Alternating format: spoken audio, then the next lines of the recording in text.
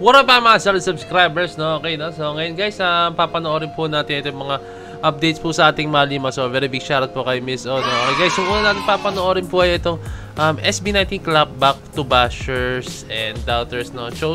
Chosen as elite mentor in Taiwan, no? Wow, ayos yun, ha? Napaka-solid nun guys, no? So ito, bago sa muna itong video to, no? Kindly ba like, subscribe, and kindly ring na notification bell na rin guys para alam nyo pag ako nag-release ng bagong video, no? So without further ado, let's all watch this.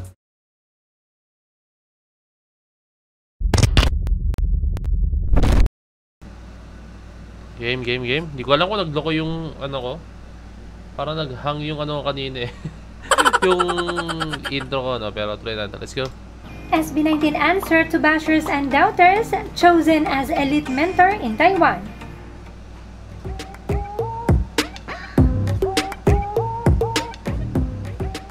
Umiksena na naman ang mga doubters and bashers against the two members of SB19 in The Voice Kids Philippines. Tinawag na mediocre, unknown artists, walang napatunayan sa international stage. Okay. Unang sinabi, no, kaloka binababoy ng Jimmy and The Voice brand by putting mediocre and unknown artist trio. Okay, no.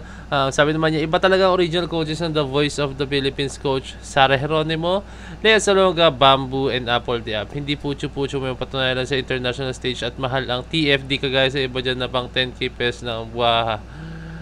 Ito naman tayo guys, tandaan nyo guys, ito masasabi ko sa inyo, nagbabago po ang generation ngayon, Okay, sige, ano yan, talaga sila, Sarah Geronimo, Lea Salonga, Bamboo, Apple the App, goods yan guys, mga solid po talaga yan, solid po talaga sila guys, no? Kahit sa generation ngayon, solid pa rin sila, like kahit sila ang umupo ngayon, talagang napakagaling, no? Pero tandaan nyo guys, no, talagang ganyan po yan, yung generation by generation, talagang iba-iba po talaga yung naupo, di ba nga sa natin, sa pagiging sa nakaupo sa gobyerno, di ba? Iba-iba rin yung mga nakaupo, di ba?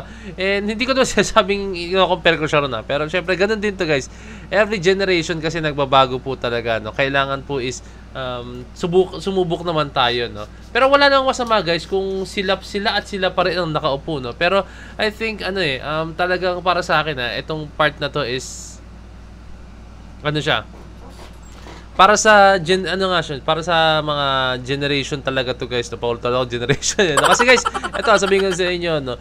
Yung ating community is talagang nag-grow na po, no? So paano ba tayo makasabay sa ating community, no? And syempre, ano po yan, sa music industry, no? Talaga kailangan natin ng mga tao na talaga bihasa po dyan, no? And syempre, ang SB19, sobrang bihasa po talaga dyan, guys, no? And alam niyo naman, talagang hindi ko naman sinasabi na buhat bangko tayo sa ating Mahalima, no? Pero talagang marami na po talagang awards na nakuha ang ating Mahalima, no? Hindi naman yun maabot nila yung mga awards na yun kung hindi rin po sa kanilang pagpupursige. Hindi sila ma-nominate kundi sa kanilang pagpupursige, no?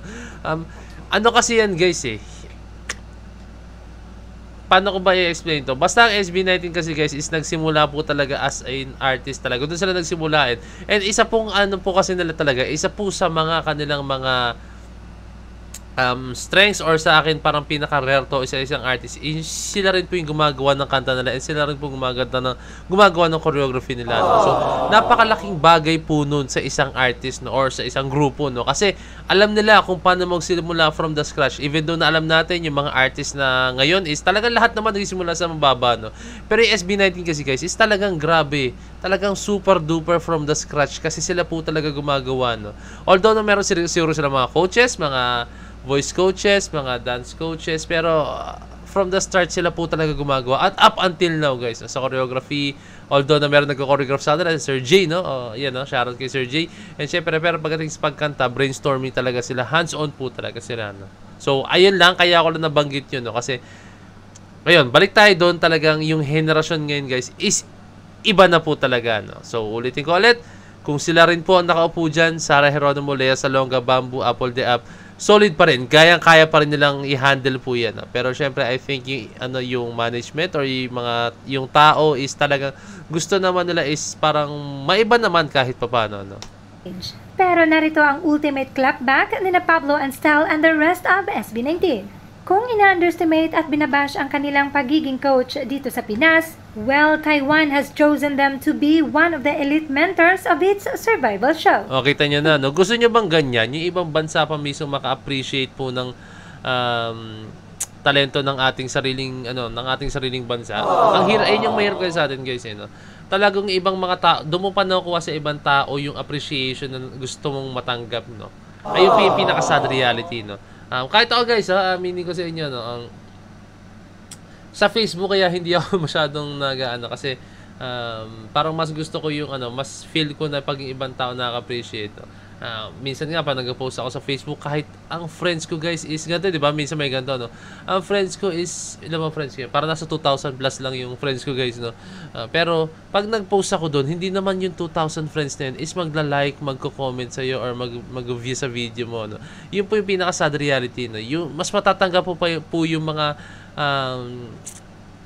mga gusto mo, like yung mga is mga views, mga like, comments sa ibang tao pa po, no? Yun po yung sad reality, no? Kung sino pa yung mga close mo, sila pa po yung hindi sumusuporta sa'yo. May mga gano'n. Pero meron naman, guys, is may mga talaga nakapaligid sa'yo, is sinusuportahan ka rin talaga. Sobrang bihira ng mga gano'n, no? So, gusto ba natin maramdaman ng mahalin mo yung gano'n na sa ibang tao pa po nila, sa ibang bansa pa po nila natatamasa yung mga gano'n? Siyempre, wag naman sana, no? Iparamdam natin sa kanila, no? Yung mga bashers, kung meron ng mga bashers na susulpod dyan, tayo na po ang humarang sa mga abnormal.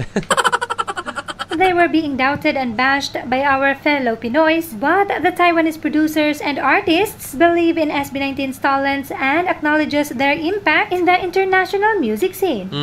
Minamaliit man ng ibang mga Pinoy pero tinitangala naman ng ibang mga lahi. No, 'di ba? Minamaliit man ng ibang Pinoy pero tinitingala ng ibang lahi. Very napakagandang word line 'yon, Miss napakagandang line 'yon. So ayun. Ayun yung pinaka-sinabi ko sa kanya. Ayun yung pinaka-thought yung sinabi ko nung line nun. And what's more, SB19 went on with this international project without promotion, without local exposure, pero pinagkaguluhan pa rin ng Taiwanese and Pinoy fans sa Taiwan. Tama, guys, no? Di ba nga merong halos hindi alam ng mga tao na pupunta dyan ng ating Mahalima. Hindi talaga nila alam. Di ba nga kahit, ewan ko, guys, siguro 18 alam siguro, pero mostly parang wala akong masyadong na nagpunta sila ron. Nagulat na lang din tayo na nandun sila sa Taiwan. Tapos hindi natin alam kung anong project or kung ano man. Kaya dapat lang na binabaliwala at binablock agad natin ang mga bash at haters dahil wala silang puwang at mas lalong wala silang ambag sa career at tagumpay ng SB19. We should focus our energy on streaming and voting at sa mga bagay na makakatulong sa ating Mahalima. Okay, no? So, guys, I think meron dalawang side na mga bash. Hindi naman dalawang side, para may natutulong din kahit pa paano yung mga bashers, no? Una, guys, is doon muna tayo sa negative side, no? Sa positive side, no? Syempre, pag may mga bashers ka, pag may sinabi sa iyan, talagang mag-push ka hanggang sa hindi mo na sila maging basher, no? Parang gano'n, hanggang ma-appreciate nila yung ginagawa, no? Pero meron din po kasi mga bashers talaga, guys, na wala lang, trip lang na talaga nila manira, no? Meron mga ganung bashers na gusto lang na manira, gusto lang nilang makapanakit ng tao, gusto lang nila mapansin sila, no? And wala, gusto lang nila ibaba yung tao, no? Gusto lang nila ibaba. May mga ganung mga bashers, no? Pero mas hindi mo talaga masabi sa ngayon kung anong basher po yan. Like, kunyari, pag may nag-bash sa'yo, hindi mo madidistinguish, guys, kung ano siya sa dalawa doon na ganun, guys. No? Mahirap siya madistinguish, no? Meron naman mga basher na nonsense. Yung tipong may masabi lang, no? Nakaka-bad trip yung mga ganun. Ayun lang, guys. Basta supportan natin ang Mahaliman na. Huwag natin paramdam sa kanila na ibang bansa pa mismo sila nakakatanggap or nakakatamasa ng mga ganong klaseng mga mga suporta, no. And I know naman, guys, talaga tayo nakasuporta tayo sa likod nila, no. And tuloy lang ating Mahalima, no. Basta tuloy lang, and kami nandito nakasuporta sa inyo. And up until now, guys, di pa rin ako makapaniwala na pinapanood ako ni Philip, no. Alam niyo yun, guys, yung last video ko, no, napanood ko yun, no. And isa pa rin, guys, may nagsabi nga na comment, at tuwa nga ako, no? Sa sobrang kasi hindi ko na-realize. Sabi nga na isang comment, ayaw mo nun point of heads, mas inuna pa ni Ken na maligo. Ay, manood ng video mo kaysa maligo. Ang kulit, no? Tama nga, no? Talagang, di ba may sa video sabi maligo ka na ganyan. No? Tapos hawak pa ni Ken yung video, no? Tapos pinapanood ako. No? Thank you so much, Ken. Thank you so much.